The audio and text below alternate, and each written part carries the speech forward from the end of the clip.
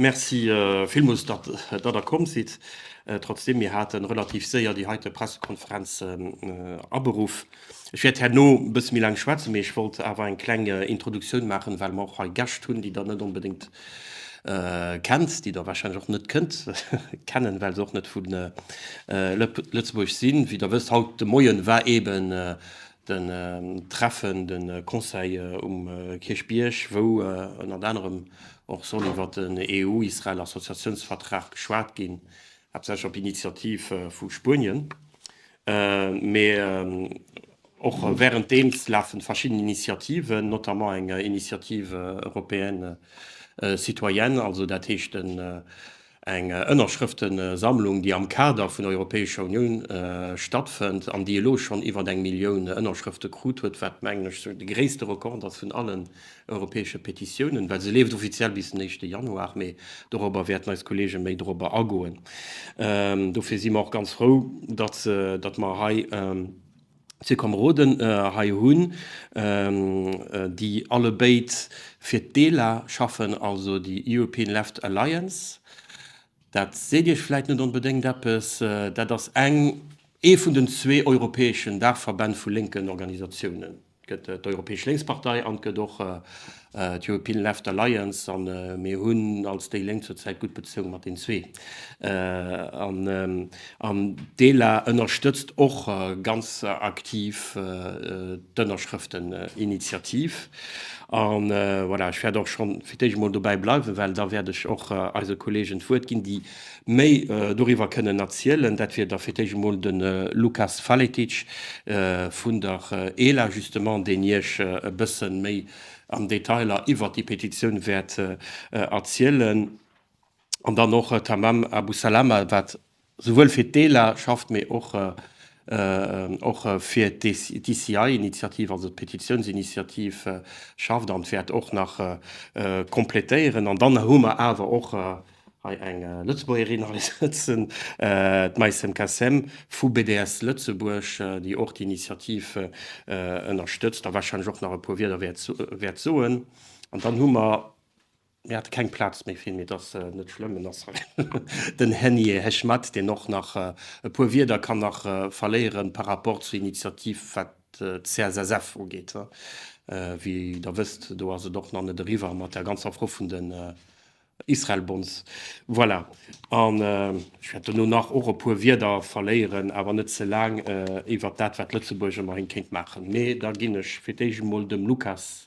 Je donne la parole à Lucas qui va parler en français. Oui. Oui. Que tout le monde comprend.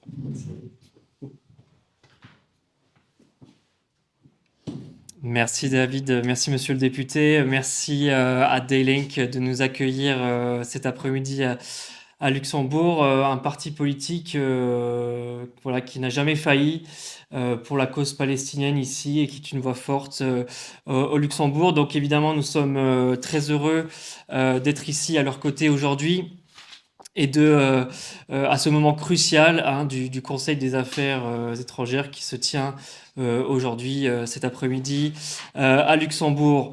Donc, je suis secrétaire général de l'Alliance de la gauche européenne, European Left Alliance en anglais.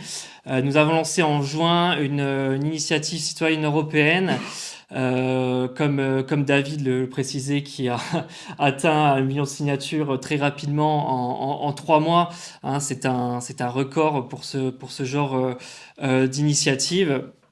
Et en ce jour de Conseil européen, de Conseil de l'Union européenne des affaires étrangères, en fait, les pays membres de l'Union européenne reçoivent un mandat clair, qui est un mandat qui n'a jamais été aussi fort pour agir, parce que cette pétition, elle a déjà réuni le seuil obligatoire dans 11 pays membres de l'Union européenne. Nous approchons on a plus de 1 million et 100 000 signatures.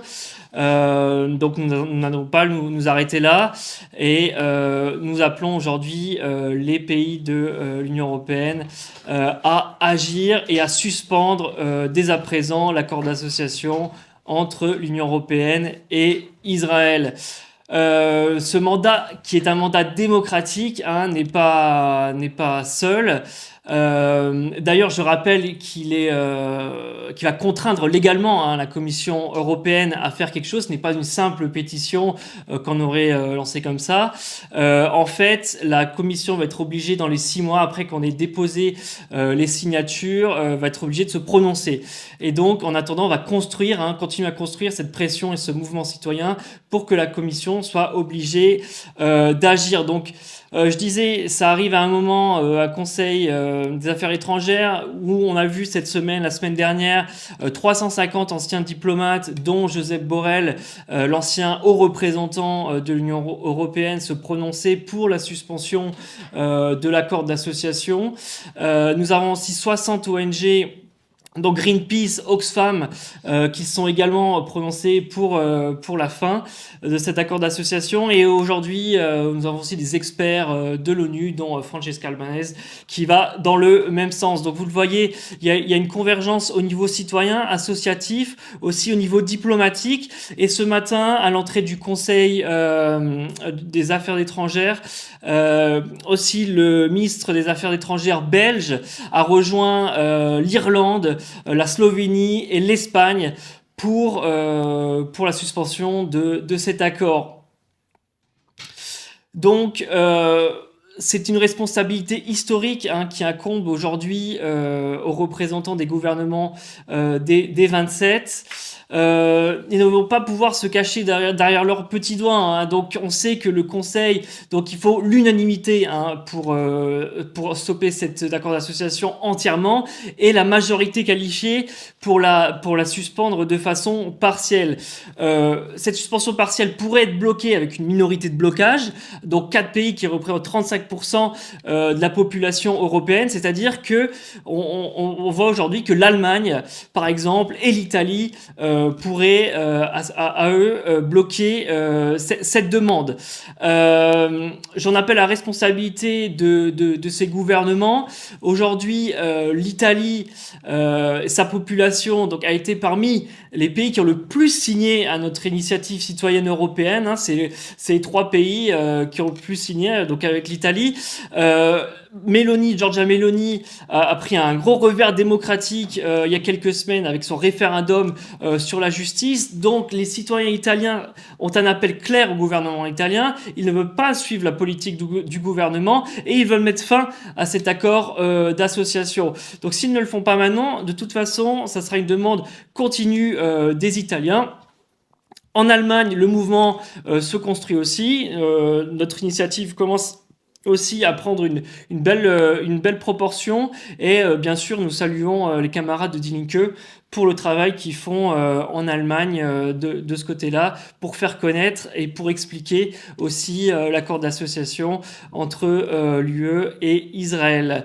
Voilà, je vais pas être beaucoup plus long, je vais simplement dire que voilà, c'est un jour historique aujourd'hui. L'histoire jugera ce conseil des affaires étrangères, et bien sûr, il est temps d'agir maintenant. Merci pour votre attention. Et j'appelle maintenant Tamam Abou Salama, qui est la responsable de notre campagne au niveau européen. Et elle parlera en anglais. Thanks a lot for Die Linke for having us. So indeed, today's Foreign Affairs Council is a critical one, a very important one, as indeed it comes after our ECI, the European Citizens Initiative, reached 1 million over 1 million signatures, making it as the fastest growing ECI to date. And it's important to note that this European Citizens Initiative should not have been necessary. It should not have been invoked at the very beginning. It should have been the natural and urgent response of EU Commission and European member states for the decades-long violations committed against the Palestinian people by Israel. However, this ECI is very important because it reflects a growing public awareness across Europe. People see an EU that is unwilling to act to end the occupation, an EU that is unwilling to hold Israel accountable, an EU that it applies international law and human rights selectively. And we could see this, I mean, when you look at Ukraine and how it acted when it comes to Ukraine and Russia and Iran. But when it comes to Palestine, the EU and member states majority of member states have done absolutely nothing. So today the question as the Foreign Affairs Council is still ongoing is, will the EU and member states act finally against violations of the EU of human rights and international law, or once again will it apply international law selectively? And it's important to note that we talk about, like, you know, technical process, and of course there is an EU bureaucratic process, but it's not about technical procedure. It's about a political will. And this political will within the EU and within member state is unfortunately non-existent, despite the public demanding otherwise. And it's important as well to note that what Israel is doing and committing in Palestine is not only a matter of debate or opinion. It is facts, it is findings that are reported and documented by hundreds of international and Palestinian human rights organizations, UN experts and UN bodies, and above all, Palestinians themselves. And yet the EU decides to continue its cooperation with Israel. Although the EU and member states have the tools to act, the EU-Israel Association Agreement has the human rights clause, Article 2, that they could invoke for the well-documented record of human rights violations and international law violations committed by Israel against the international law. Israel, is important to note that Israel is the country that received the most UN resolutions against for its violations of human rights and international law. And we see that the EU always responds to whatever happens in Palestine, in Lebanon, that, but like we're increasing our humanitarian aid and so on and so forth. But it's important to note that what is happening in Palestine, in Lebanon, is not a humanitarian disaster. It's a crime. It's a result of a crime that has been perpetrated by Israel and enabled and facilitated by the EU and its member states. And of course, the EU cannot claim to fund a humanitarian, to send relief to the Palestinian people and Lebanese people, while continuing to trade with the system, with the entity that actually causes the humanitarian crisis in the region. So. And of course, we hear like the EU as well and many member states talking about the ceasefire, but you know, we all know that a ceasefire is not enough. A ceasefire has an expiry date, and a ceasefire will not bring justice. The ceasefire will only continue the cycle of impunity of Israel and the cycle of violence inflicted against people of Palestine and Lebanon and across the region. So the EU indeed doesn't lack evidence. It only lacks political will. And there is nothing left really to investigate. They have already found in June 2025 that Israel breaches human rights violations, and they published eight paper long investigations. So today the EU has really a decisive moment. Either it upholds international law or confirm that its principles ends where Israel's impunity starts. Thank you.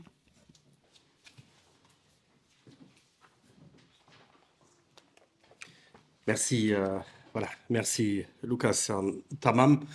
Ich meine, du können wir auch noch Fragen stellen.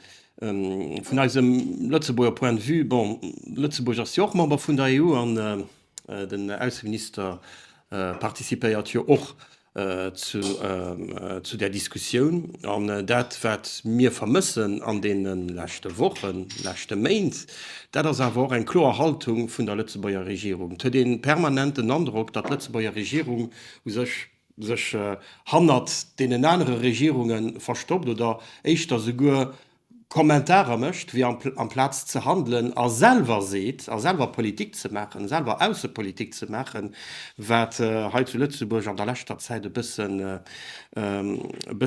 nicht mehr so oft gemacht wird.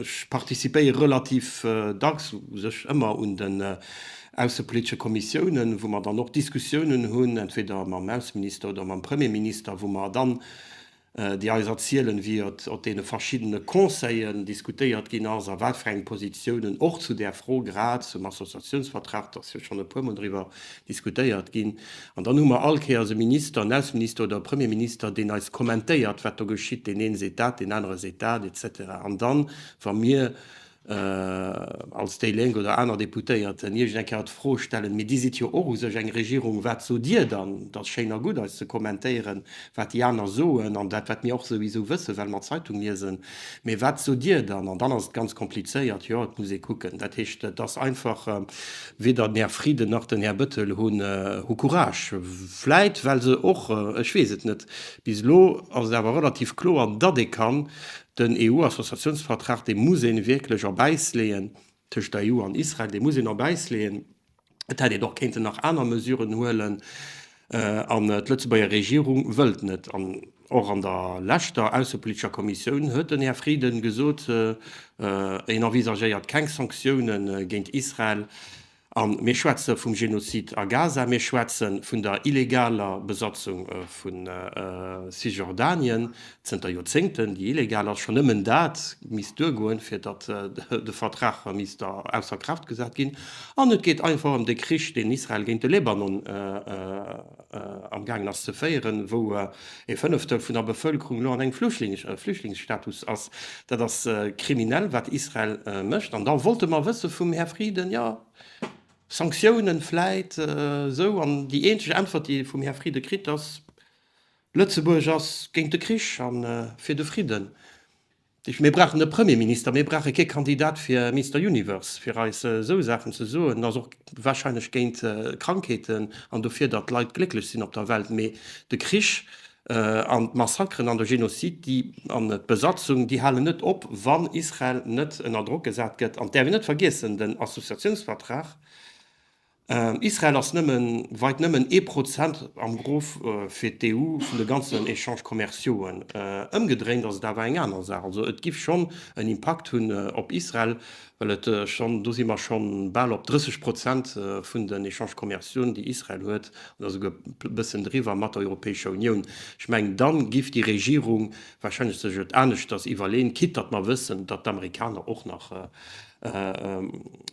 nach missen handeln. Mee wie der wëst och mir werten, dat kann ich schon lo soen mé hunn als die Lenk werd mat ze summen mat der LSAP mat de geringen Debat d'Orientation ufroen, dat ass die gréste Form vu Debatte kann hunn, wo man werden iwwer Schlussfolgerungen vun dieser Etude diskutieren, dat ass die Note scientifique vun der Cellule scientifique vun der Chambre, die de François ugefrot hat, an die ass fir enger Partiment schon am März also net enger Partiment für engem Mo rauskom, wo dann etrems geht wat d'Obligationen, die internationale Obligationen sinn vu Lützeburg par rapport zum Respekt vum Droit international. Dat appliiert sech natürlich op Israel, mit dat kind sich auch allgemeng appliieren. Wat Lützeburg kennt machen op internationalem Niveau, mé wat Lützeburg auch kennt machen ganz allein op nationalem Niveau an dogin eng Party Sachen, die Lützeburg auch schon kentuelle Sanktionen, Individualsanktionen géint Lützeburger, die zum Beispiel beim Genozid mat gemacht hun, och Sanktionen vun Individuen, die an den besatenen Territoire sinn, wat Marchepubliken ugeet, wat den Import aus de Kolonien ugeet etc., war doch den Transfer vun Technologien ugeet, die Dual Use sinn, die auch dat hecht och fir am Kader vun Kriegsverbrechen kind benutzt gin etc. Mir hat jo auch an enger Motion gefu, dat vun enger Partiment dat Lützeburgschen Trade Office zu Tel Aviv gift zo machen an dat huet Regierung dat huet Herr Büttel refuséieren. No dem sinn als permanent gesot huet, wann Igent Appppes afhalt, wat ichch kenint machen, da sodet, a wann man hat gesot hun, dann huet eng Exkus von fir net ze soen. Vielleicht huet die heute Regierung awer Verständnis vielleicht nicht Sympathie, mehr Verständnis für die Politik von mir Netanyahu, auch für die Politik von mir Trump am Nahen Osten. Es schon den Eindruck, dass die Sympathie existiert innerhalb von der Lützeburger Regierung. Das erklärt wahrscheinlich, für was sie nie Klartext schwätzen, weil sie wissen, dass das umgedreht ist an der Lützeburger Bevölkerung, dass die Majorität von der Lützeburger Bevölkerung gar keine Sympathien hat für die Politik von Netanyahu und vom Herr Trump an dieser Gegend. Und du hast vielleicht Lützeburger Regierung gequatscht, das schwört, dass sie am Gang ist. Ich hoffe, vielleicht ändert sich das heute. Ich hoffe, dass die Lützeburger Regierung den historischen Moment nicht wird verpassen. Merci. Es sind vielleicht noch zwei Leute, die wollen etwas sagen, auf jeden Fall. Ganz sicher, Henny et Maïsan, willst du noch etwas? Oui? Ouais, je peux rapidement. Oui, oui. Je crois que Pour je BDS, pense- Lützeburg. Je passe les au français, t'inquiète.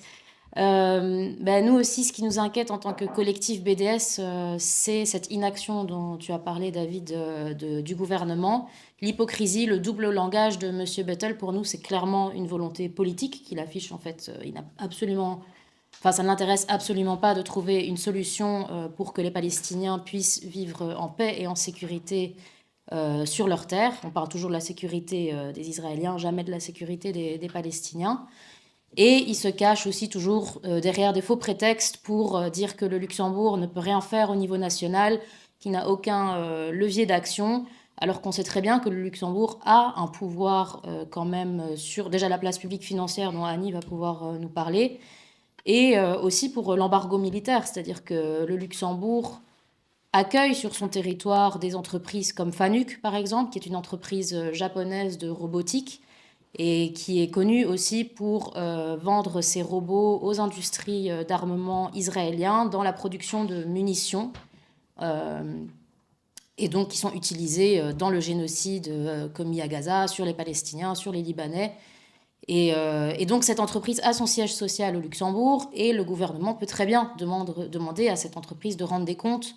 Enfin, c'est pas juste qu'il peut demander, c'est aussi une obligation légale, en fait, puisque la Cour de justice internationale a qualifié de génocide ce qu'Israël commet à Gaza. Et donc les États sont dans l'obligation d'agir pour éviter de se rendre complices. Et donc voilà, jusqu'à présent, le Luxembourg refuse complètement d'être proactif sur ces questions-là. Et je pense que c'est vraiment une vraie volonté politique. Et aussi, voilà, sur la place financière, on a la question des obligations israéliennes. On a l'Irlande qui a, l'année passée, décidé d'arrêter d'émettre les autorisations pour les obligations d'État israéliennes, donc pour que ces obligations puissent être mises sur le marché européen. Et qui est arrivé à la rescousse d'Israël, c'est le Luxembourg, via la CSSF, qui maintenant fait ce travail-là à la place de l'Irlande.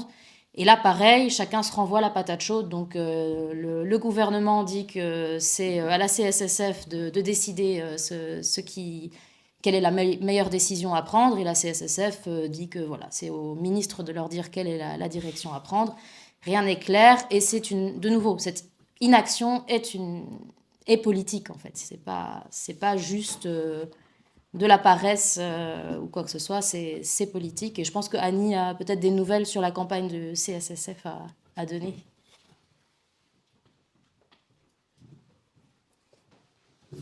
Voilà, je vais m'exprimer en français aussi.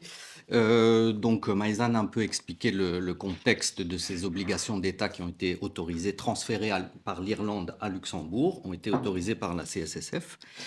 Donc, nous avons constitué un petit groupe dans les collectifs pour la Palestine. Moi, je suis membre du comité pour une paix juste. Nous avons constitué un groupe autour de cette question de la CSSF, puisque les initiatives internationales et européennes sont extrêmement importantes. Mais ici, à Luxembourg, nous pensons que c'est une question centrale parce que c'est des centaines de millions d'euros qui sont levés pour l'État d'Israël et sa machine de guerre.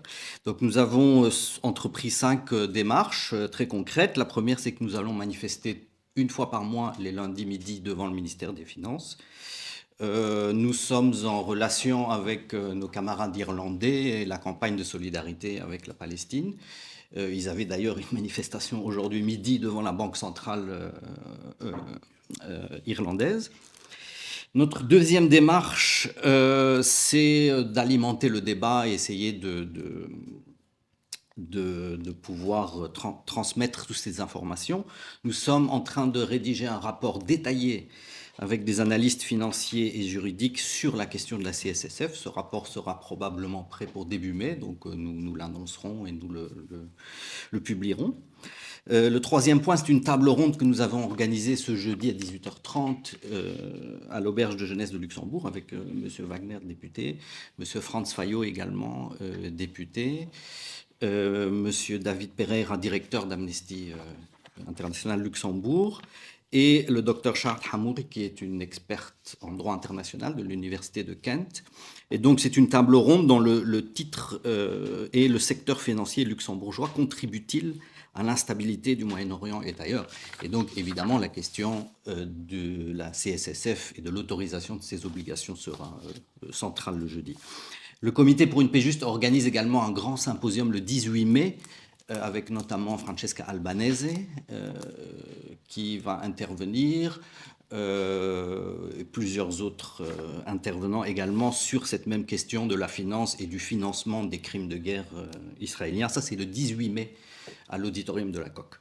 Enfin, nous avons très concrètement aussi pris l'initiative d'envoyer des lettres. Donc, en décembre, nous avons envoyé une longue lettre qui reprend un petit peu tous les arguments qui ont été évoqués, l'obligation pour le Luxembourg de respecter la Convention de 1948 et donc de prévenir tout risque de génocide. Cette lettre a été envoyée au Conseil de la CSSF. Nous avons juste reçu une réponse de M. Marx, le directeur, de 3 phrases qui nous a dit « Oui, mais vous savez, le Conseil n'est pas responsable des questions opérationnelles. » Et donc, cette lettre avait aussi été envoyée en copie à M. Frieden, donc je fais écho à tout ce qui a été dit. M. Frieden nous a répondu une longue lettre en disant « Nous comprenons vos préoccupations, mais vous savez, le Luxembourg respecte tout à fait ses engagements internationaux. » Très poli, très gentil. C'est quand même la première fois qu'il nous répond. Donc, ce que nous avons décidé, le Comité pour une paix juste, puisque c'est lui qui l'avait envoyé, c'est que nous avons pris un conseil juridique d'une avocate, maître Catherine Varin. Et donc, elle a rédigé une réponse qui a été envoyée à la CSSF le mois passé. Nous avons également répondu à M. Frieden.